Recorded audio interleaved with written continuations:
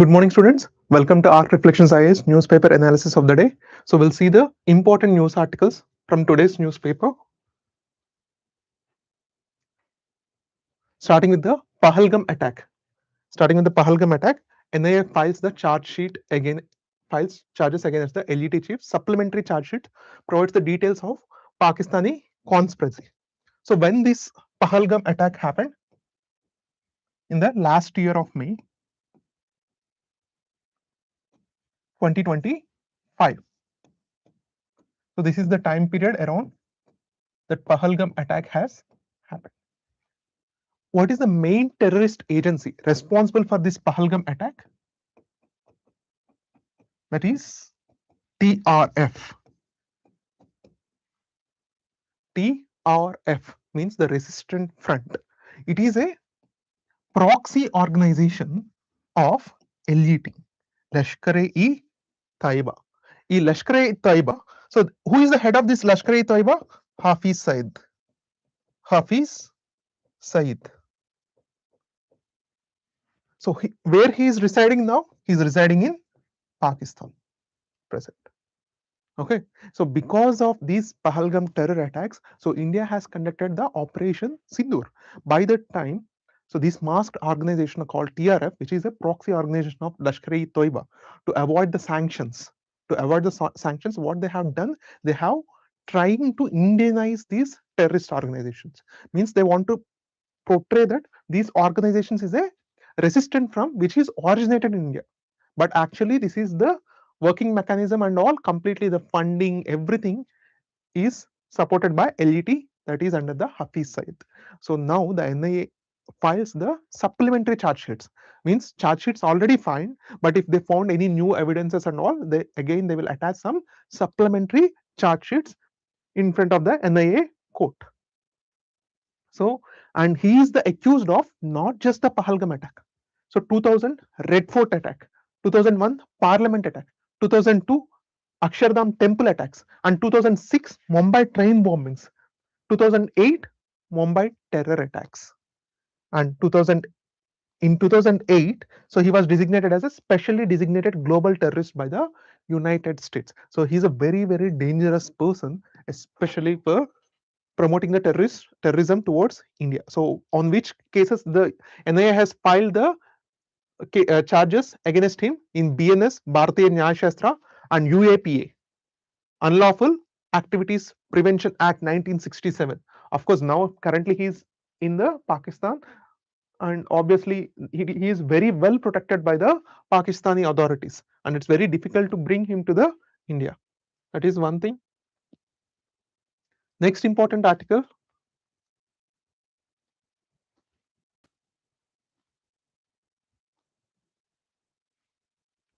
So you can, yeah, this is very important article. A governance and the voice for the global south. A governance for the voice for the global south. A governance and voice for the global south. What is mean by the global south? At least you should know the definitions of these both. A governance means what? Global south means what? The global south means especially in the countries in the southern hemisphere. The countries in the southern hemisphere, mostly they are not well developed countries or developing countries, especially in the northern hemisphere, like especially the Europe and the America. These are the developed countries. So that's why classically these the political scientists, they divided they divided the whole world into two parts, like the western hemisphere and northern hemisphere and the southern hemisphere. And the global south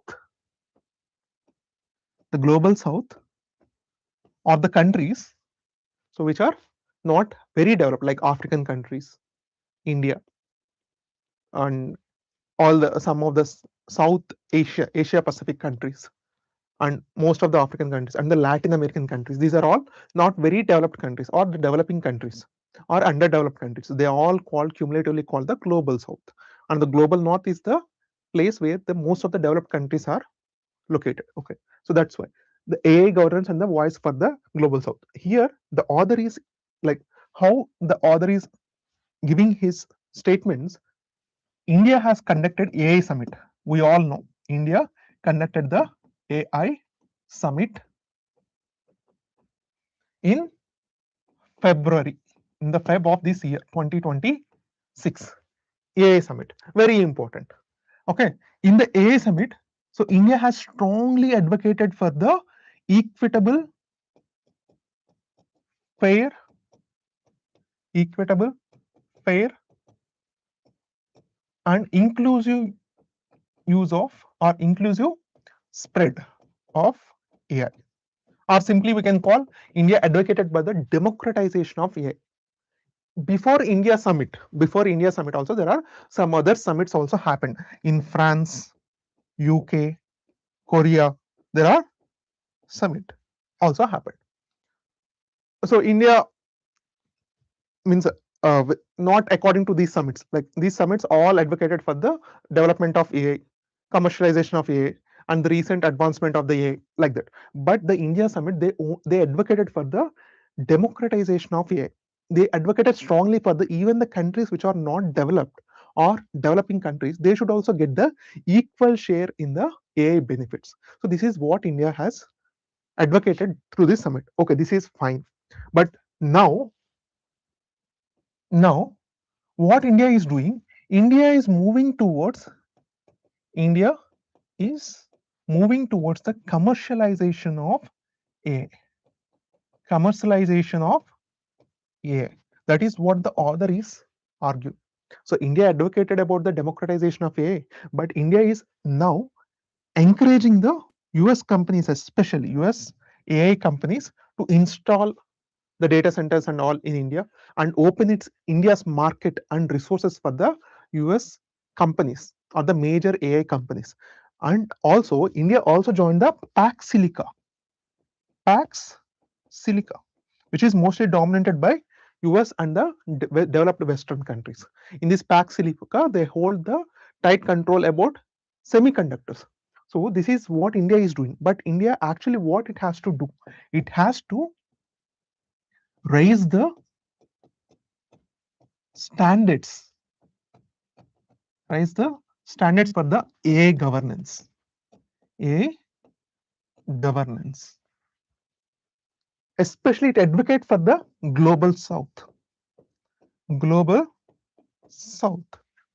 So as India, it should represent the global south to make that AI democratized or the inclusive or the accountable. But what India is doing, India is moving towards the commercialization. It is encouraging the US companies to set up its data centers or open its market for the AI companies like that. So it is advocating one thing, but it is doing one thing. That is what the author is suggesting in the reporting in this article. And when it comes to the AI governance, what is mean by the AI governance? What is mean by the AI governance? The policies, okay, the legislations, okay, institutions, okay, policies, legislations, institutions, ethical standards, technical standards, tech standards. These all should consider for the AI governance. Means making the AI laws by keeping all of these things in the mind. That is called the AI governance. The policies, legislations, institutions, ethical standards, and technical standards cumulatively gives the AI governance. So if there is a AI governance, then what will be the outcome? If the proper AI governance is there, then what will be the outcome? The fair, transparent, and accountable AI will be developed.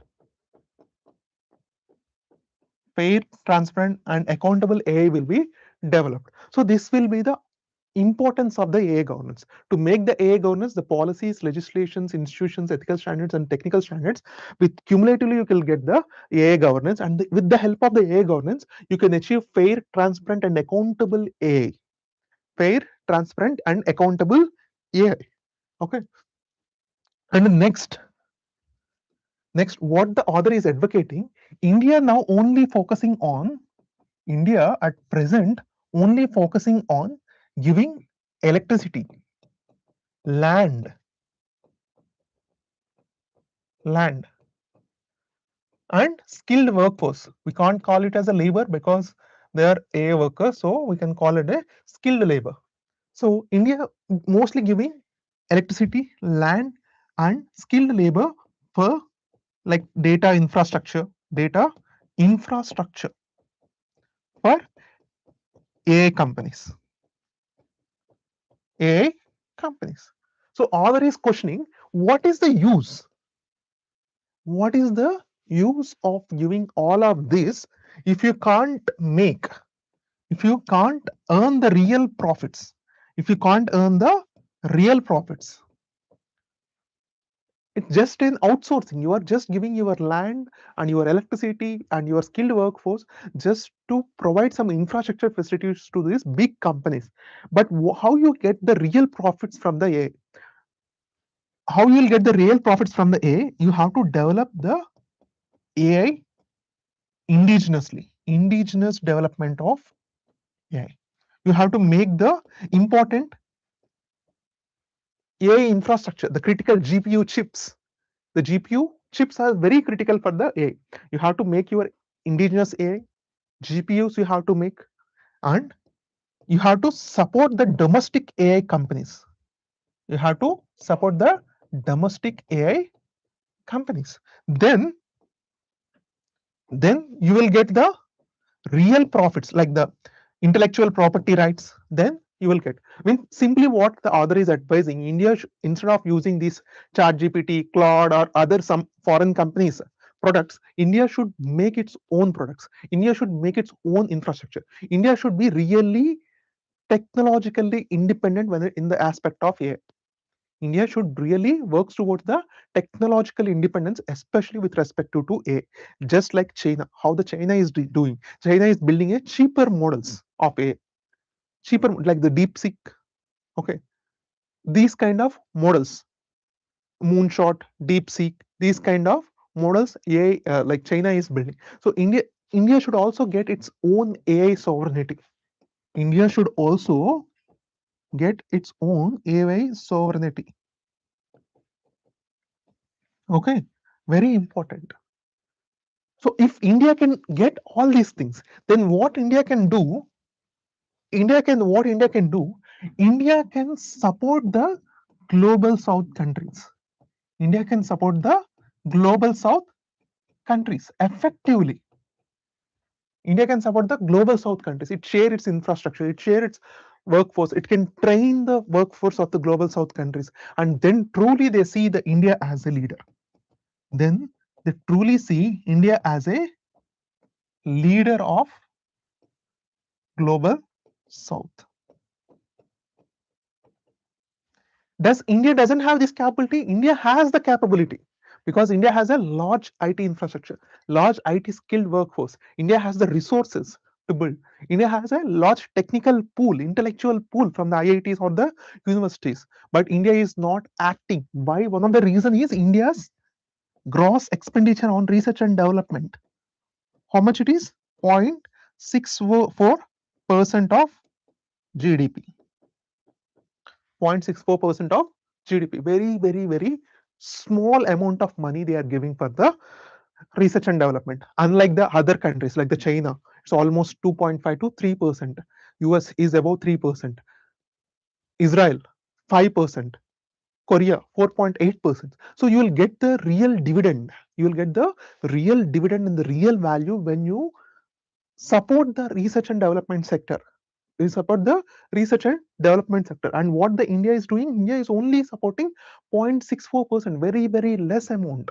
Not even the clearly a $50 billion, not even $15 billion.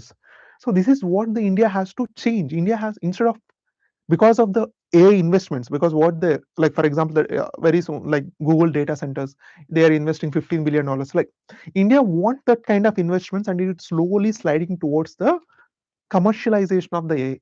Instead of advocating the inclusive and democratization of AI, India is slowly moving towards the commercialization of AI. This is the whole synopsis of this article. But the author is also suggesting that India should improve its AI sovereignty by developing its own indigenous AI and also support the global south. Okay, this is the important synopsis of the article. So we'll see the next article is how to write, how the right of to walk is integral modernity. So we know that recent Supreme Court judgment, what clearly says right to walk is also part of fundamental right. It's also part of fundamental right, especially Article 21, right to life and liberty, and also Article 19, Clause T, free movement around the territory of India. So if the governments are not providing the right footpaths, then it is violating the both rights. So what Supreme Court has said, if any human, any Indian citizen have a right to move towards the India, and government should provide the footpath, even it's a highways, even it is on the even the country roads or the village roads, the government should provide some place footpaths for the citizens to move.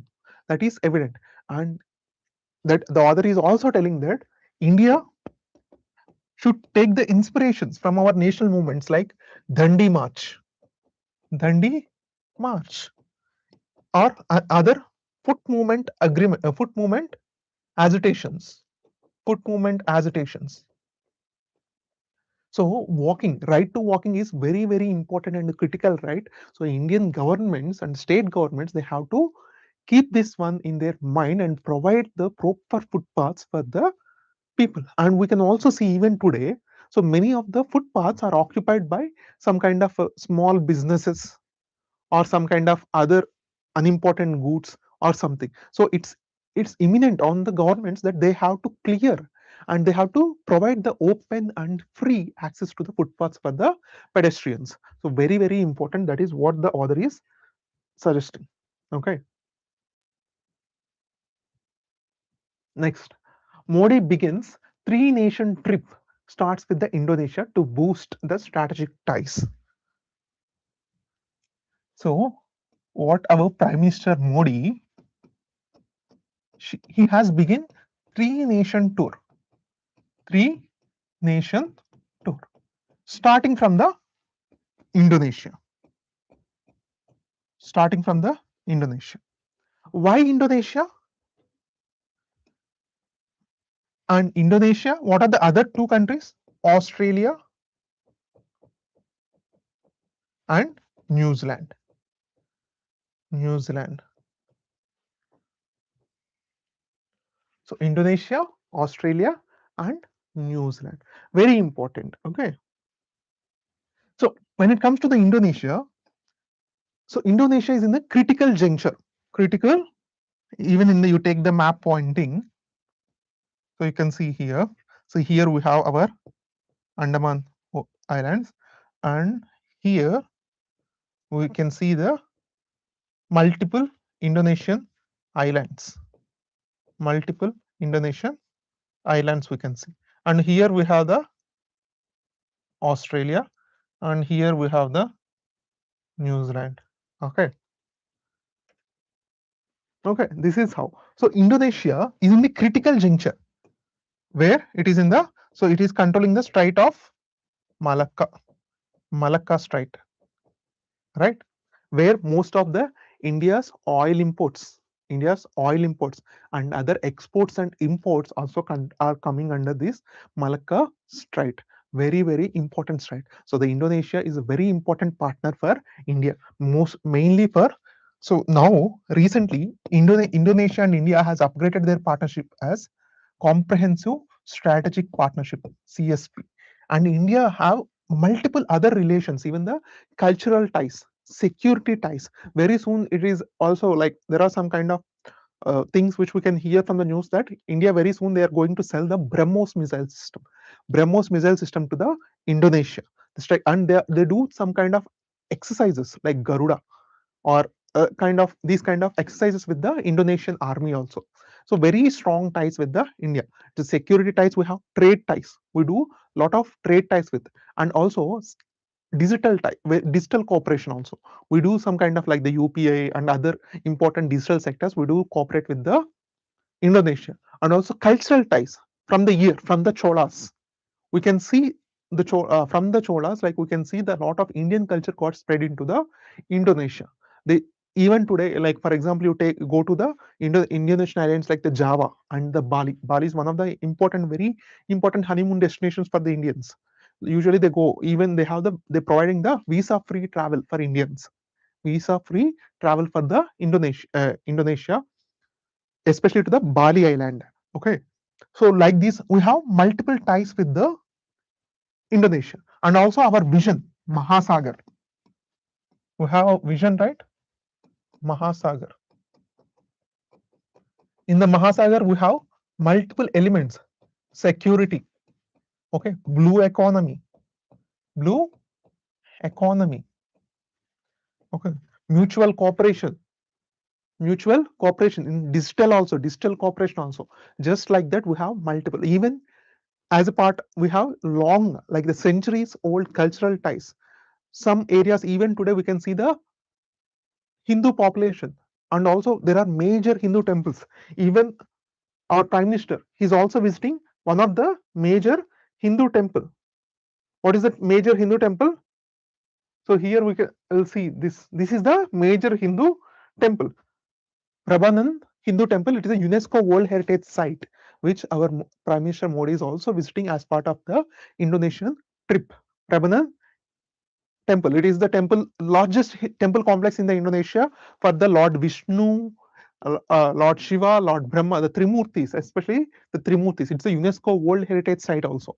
It's a UNESCO World Heritage Site. Okay. Next, Jaishankar gearing up to lead the India's campaign for the non-permanent UNSC seat. Here, what we can understood, like India is contesting in the UNSC non-permanent membership seat, non-permanent member seat for 2008 to 2028 to 2029 for 2 years, 2028 to 2029. Like we know that UN Security Council has P5, right? P5 plus 10, like permanent 5 members in the Security Council plus 10 non-permanent members, and these non-permanent members are elected for every 2 years. So India recently 2021 and 2022 it has done, so almost 8 times, nearly India completed 8 times in the UN history as a non-permanent Security Council member. So this time also India is contesting for the 2028 to 2029 term for the Asia Pacific. Asia Pacific, we have 2 seats, right? We have 2 seats. So in 2028 and 20, and what, who is the main contender? Main competitor for the India is Tajikistan. Tajikistan is also want to be the UN non-permanent Security Council member. UN non-permanent Security Council member, and India also want to, like now it is like India versus Tajikistan. India versus Tajikistan. Tajikistan is very active and it almost secured the OIC, Organization of Islamic Countries. There are 57 countries, so they secured their support from the OIC member. Means it has 57 votes in its pocket. So what are the total number of UN member countries? There are 193. 193. Who will get more votes? Who will get at least 2/3 of vote members present in the time, and who will get more than two-thirds of the vote? They will get the membership. So UN, the Tajikistan, as it is a Islamic country, it got the support from the Organization of Islamic Countries, which are the 57 member countries. 57 countries are there. India also starting its campaign. So India is also backed by US, some Western countries, some Western countries, right? So like this. So India, US, some Western countries. But India should means up its game if to want to be a non-permanent member for the 2028 and 2029. Okay, this is what it is going. So if India becomes a non-permanent Security Council member, what are the benefits it get? It can introduce the resolutions. For example, there are multiple terror organizations up there. So it can introduce that resolutions into the body, into the permanent council, because in the UN bodies, so the Security Council is the most powerful comparing to any other bodies. UN has multiple bodies, right? In the UN multiple bodies, only the Security Council is the most powerful. Other bodies are not powerful, not very powerful at all, but only the Security Council. In the Security Council, these five members, the P5 members, are the most powerful. Why? Because they are all having the veto power. If you are a permanent uh, non-permanent member, you doesn't have the right to veto any bill. Okay, so this is what India is doing. And next important article. So here we can see El Nino set to dent wind hydropower output. El Nino set to dent El Nino. So what is mean by the El Nino? Set to dent India's hydropower. So that is right. India's wind and hydropower output. So hydro and wind power output. So how it El Nino dents India's hydro and wind power output? El Nino is a phenomena which happens in, like, warming happens in where? Central or some Pacific Ocean, in the Pacific Ocean, right? This is what happens, the warming of Central Pacific Ocean near to the Peru, okay, Latin American countries. And what happens if the warming of it will impact the India's monsoon. So some phenomena which is happening in the Pacific Ocean, what it will do, it weakens the monsoon of India. It weakens the monsoon of India. As a result, what happens? The temperature will be high, plus less rainfall, plus less rainfall. So this is the impact, right? Less monsoon, temperatures will be high, less rainfall. If it is a less rainfall, what will happen? If it is less rainfall, reservoirs will not reach its full capacity, will not reach the full capacity. If it is not reaching the full capacity, obviously the power output will be less or more. Definitely it will be less. Reservoirs will have less water. If there is a less water, obviously less hydroelectric power. The same goes with the wind also. Okay. The same goes with the wind. So what here the problem is, so less reservoirs, no full capacity, right? No full capacity. So power production will also be reduced. As a result, what government has to do? Government has to meet the demand. So what it will go? It will use the coal. It will continuously use the coal. Even the wind is also not giving proper output. So installed capacity, as the installed capacities are not meeting the full production of whatever the installed capacity it has. Especially solar. From the solar, we are producing nearly 151 gigawatts of power from the solar, and from the wind it is around 56 gigawatts of power, and from the this is from solar and this is from the wind, and from the hydro it is around 51 gigawatts of the power, and from the nuclear it is 9 gigawatts of the power. And remaining all, nearly coal is producing nearly 42% of the India's power. Coal. So what if we use coal, what happens? The carbon dioxide emissions will increase. The carbon dioxide emissions will increase, and it will move in the India's goal to be a net zero carbon emitter country by the 2070, right? So India want to be a net zero carbon emitter country. So it will make India close to the goal or move away to the goal. Definitely it will make India to move away from the goal. So this is what the El Nino is doing. El Nino is impacting our power generation capacity also. Not only the monsoon, not only the food security, but also impacting our power generation too. So which is promoting more usage of coal. As a result, carbon dioxide emissions will increase. So that's why author is telling, so improve the battery storage capacity. Battery storage capacity. So if we improve the battery storage capacity, what happens? If the solar is producing power in the daytime, in the night time, they can't produce the power. So, but the excess power, we can store in the battery, and that we can use in the night times. Okay, that we can use in the night times, and also improve the grid power infrastructure also the author is suggesting. So this is what we can know from the El Nino's impact on our power. And next, the diamond jewelry among the payloads. And very soon, the Vikram 1, the first private launch from India, the first private launch, orbital launch from India, the Vikram 1 rocket is going to be launched nearly around, what is the timeline they have kept? From July 12 till August. Between this time, they will launch this rocket. This is the orbital rocket, Vikram 1, and they are carrying some important payloads.